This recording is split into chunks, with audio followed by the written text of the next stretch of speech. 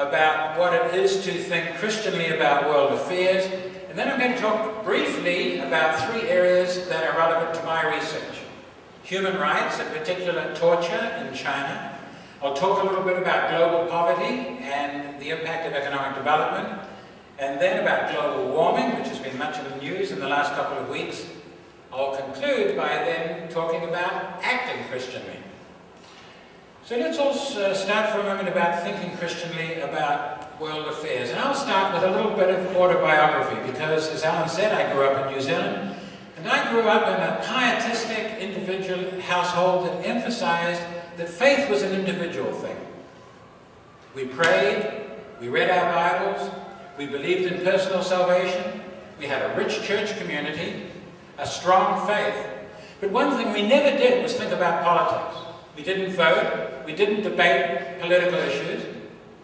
I never thought about our society from a Christian point of view. I just noticed things, but I never thought that I should think about them as a Christian. I never ever once thought in my entire upbringing, I don't think, that the nature of the economy that we had in New Zealand has some relationship to the Christian faith, or not. And then I was fortunate to go off to university, and we had a wonderful InterVarsity group. And that InterVarsity group just broadened my mind.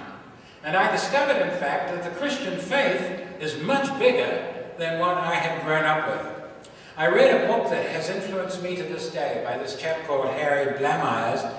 The book is entitled The Christian Mind.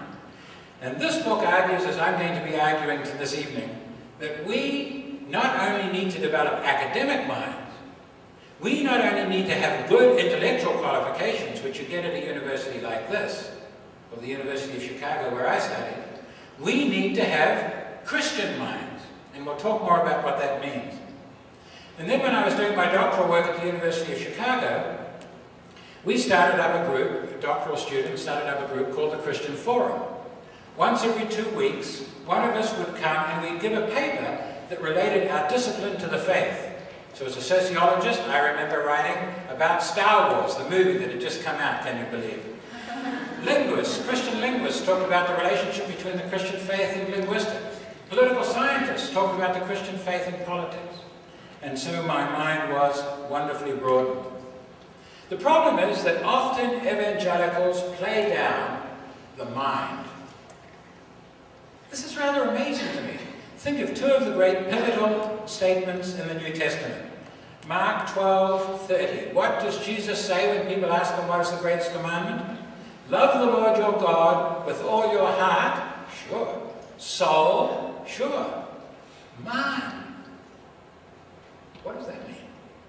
And love your neighbor as yourself. And then that marvelous passage in Romans 12 where Paul challenges us. Notice Romans 12:2. Do not conform any longer to the pattern of this world, but be transformed by the renewing of your soul? Of your spirit? No, of your mind. So we are challenged not to think the way, well, necessarily the way that our parents thought. We are challenged not to think as Americans or New Zealanders or Chinese or Singaporeans. We are challenged not to think only as sociologists or chemical engineers or linguists or journalism majors. We are challenged not to think as Westerners or Confucianists. We are challenged to think Christianly. To think Christianly. We are challenged to conform our thinking to the gospel and the standards of the gospel. We are, first and foremost, citizens of the kingdom of God. Not American citizens, not New Zealand citizens, not Australian citizens. Citizens of the kingdom of God. And we, intelligent people as we are challenged to think like citizens of the kingdom of God.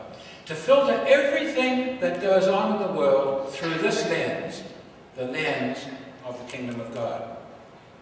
So I don't really have time to talk about my own research, but I focus in part on the globalization of markets and on part on the globalization of the rule of law.